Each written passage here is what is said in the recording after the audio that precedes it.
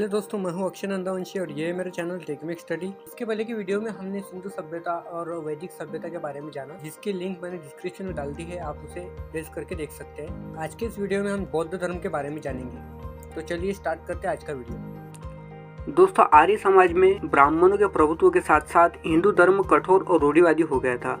वर्ण व्यवस्था ने समाज को जन्म के आधार पर 4 वर्णों में विभाजित किया, जहां 2 उच्च वर्णों को कई विशेषाधिकार प्राप्त थे। इसलिए ब्राह्मणों के वर्चस्व के खिलाफ क्षत्रियों की प्रतिक्रिया के कारण नए धर्म जैसे जैन और बौद्ध धर्म की उत्पत्ति हुई।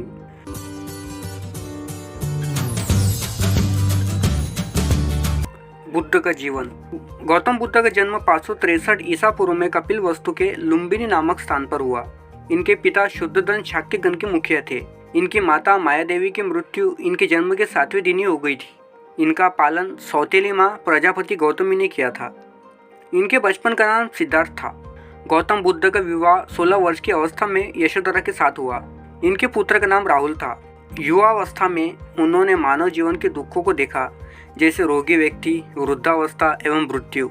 इसके विपरीत एक प्रसन्नचित्त सन्यासी से प्रभावित होकर 29 वर्ष की अवस्था में सांसारिक जीवन को त्याग कर सत्य की खोज में निकल पड़े, जिसे बौद्ध धर्म में महाभिनिष्क्रमण कहा गया है। आलार कलाम सिद्धार्थ के प्रथम गुरु थे। ग्रह त्याग करने के बाद सिद्धार्थ ने वैशाली के आलार कलाम से सांख्य दर्शन की शिक्षा ग्रहण की।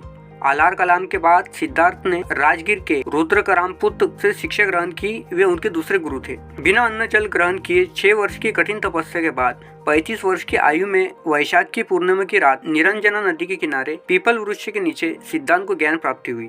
ज्ञान प्राप्ति के बाद सिद्धार्थ बुद्ध के नाम से जाने गए। वो स्थान बोध गया कहलाया। बुद्ध ने अपना प्रथम उपदेश सारनाथ में दिया, जिसे बौद्ध ग्रंथों में धर्मचक्र प्रवर्तन कहा गया है। बुद्ध ने अपना उपदेश जनसाधारण की भाषा पाली में दिए। उन्होंने अपने उपदेश कौशल, वैशाली, कौशंबी एवं अन्य राज्यों में दिए। बुद्ध ने अपने सर्वाधिक उपदेश कौशल देश की राजधानी श्रावस्ती में दिए। बुद्ध की मृत्यु 80 वर्ष की अवस्था में वैशाख पूर्णिमा के ही दिन 483 ईसा पूर्व में कुशीनारा, देवरिया, उत्तर प्रदेश में हुई, जिसे बौद्ध धर्म में महापरिनिर्वाण कहा गया है। बुद्ध के जन्म एवं मृत्यु की तिथि को चीनी परंपरा के कैटोन अभिलेख के आधार पर निश्चित किया गया है।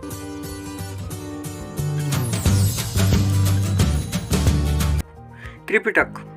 उनकी मृत्यु के पश्चात उनके शिष्यों ने राजगृह में एक परिषद का आह्वान किया, जहां बौद्ध धर्म की मुख्य शिक्षाओं को एकत्रित किया गया। इन शिक्षाओं को पिटकों के रूप में समानुक्रमित करने के लिए 4 बौद्ध संकेतों का आयोजन किया गया, जिसके पश्चात 3 मुख्य पिटक बने।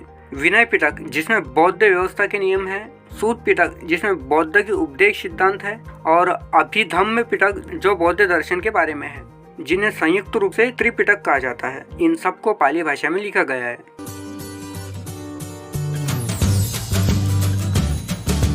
बुद्ध संगीति। महावीर बुद्ध के परिनिर्वाण के अल्प समय के पश्चात से ही उनके उपदेशों को संग्रहित करने, उनका पाठ वाचन करने, सम्मेलन की प्रथा चल पड़ी। संगीति का अर्थ है साथ साथ गाना। बौद्धों के बाद में 4 संगीति हुई, जो इस प्रकार है।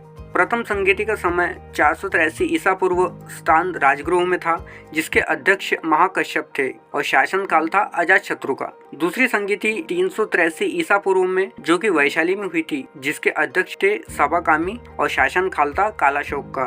तीसरी संगीति 255 ईसा पूर्व में स्थान था पाटलिपुत्र, जिसके अध्यक्ष थे मोगल्लीपुत्र तिस्स और शासन काल था अशोक का। और चौथी बौद्ध संगीति ईस्वी सन प्रथम शताब्दी में हुई, जिसका स्थान था कुंडलवन, अध्यक्ष थे वसुमित्र और शासन काल था कनिष्क का।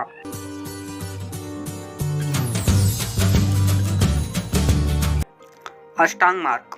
बौद्ध धर्म के अनुसार अष्टांग मार्ग दुख निरोध करने का रास्ता है, जो इस प्रकार है। सम्यक दृष्टि। वस्तुओं के यथार्थ स्वरूप को जानना ही सम्यक दृष्टि है। सम्यक संकल्प। आसक्ति, द्वेष तथा हिंसा से मुक्त विचार रखना ही सम्यक संकल्प है। सम्यक वाक। सदा सत्य तथा मृदु वाणी का प्रयोग करना ही सम्यक वाक है। सम्यक कर्मांत। इसका आशय अच्छे कर्मों में संलग्न होने तथा बुरे कर्मों का परित्याग से है। सम्यक आजीव। विशुद्ध रूप से सदाचरण से जीवन व्यापन करना ही सम्यक आजीव है। सम्यक व्यायाम। अकुशल धर्मों का त्याग तथा कुशल धर्मों का अनुसरण ही सम्यक व्यायाम है। सम्यक स्मृति। इसका आशय वस्तुओं से वास्तविक स्वरूप से संबंध में सदैव जागरूक रहना है। सम्यक समाधि। चित्त की एकाग्रता ही सम्यक समाधि है।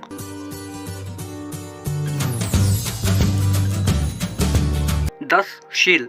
बुद्ध ने निर्वाण प्राप्ति को सरल बनाने के लिए निम्न 10 शीलों पर बल दिया। अहिंसा, सत्य, अस्तेय, चोरी न करना, अपरिग्रह, किसी प्रकार की संपत्ति न रखना, मद्य सेवन न करना, असमय भोजन न करना, सुखपत बिस्तर पर न सोना, धन संचय न करना, स्त्रियों से दूर रहना और नृत्य गान आदि से दूर रहना। गृहस्थों के लिए प्रथम 5 शील तथा भिक्षुओं के लिए 10 शील मानना अनिवार्य था।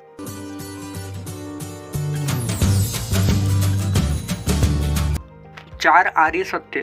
बुद्ध का पहला धर्मोपदेश जो उन्होंने अपने साथ के कुछ साधुओं को दिया था, इन 4 आर्य सत्यों के बारे में था, जो कि है दुख, दुख का कारण, दुख निरोध और दुख निरोध के मार्ग।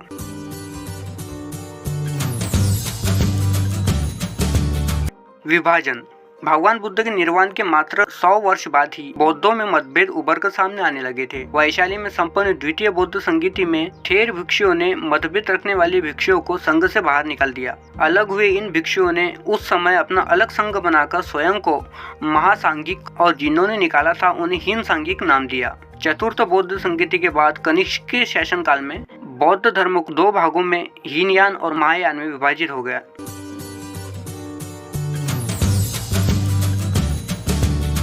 अनुयायी। बौद्ध धर्म अनिश्वरवादी है। इसमें आत्मा की परिकल्पना नहीं है। बौद्ध धर्म में पुनर्जन्म की मान्यता है। बौद्ध धर्म में सम्मिलित होने के लिए न्यूनतम आयु की सीमा 15 वर्ष थी। बौद्ध संघ में प्रविष्ट होने को उपसंपदा कहा जाता था। बौद्ध धर्म के त्रिरत्न हैं, बुद्ध, धम्म और संघ।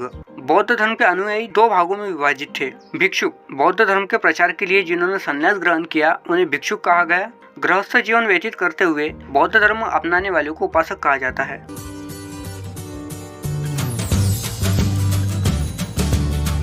प्रमुख तीर्थ। बौद्ध धर्म के कुछ प्रमुख तीर्थ इस प्रकार है। लुम्बिनी, जहाँ भगवान बुद्ध का जन्म हुआ। बोध गया, जहाँ बुद्ध को ज्ञान प्राप्त हुआ। सारनाथ, जहाँ बुद्ध ने दिव्य ज्ञान देना प्रारंभ किया। कुशीनगर, जहाँ बुद्ध का महापरिनिर्वाण हुआ। और दीक्षा भूमि नागपुर, जहाँ भारत में बौद्ध धर्म का पुनरुत्थान हुआ। बौद्धों का सबसे पवित्र त्योहार वैशाख पूर्णिमा है, जिसे बुद्ध पूर्णिमा कहा जाता है। इसका महत्व इसलिए है कि बुद्ध पूर्णिमा के ही दिन बुद्ध का जन्म, ज्ञान की प्राप्ति और महापरिनिर्वाण की प्राप्ति हुई थी। तो ये था दोस्तों हमारा आज का वीडियो, जिसमें हमने बौद्ध धर्म को सविस्तर डिस्कस किया है। अगर मेरा वीडियो आपको अच्छा लगा तो प्लीज़ चैनल को लाइक कीजिए, सब्सक्राइब कीजिए और आपके कमेंट देना ना भूलिए। Thank you very much.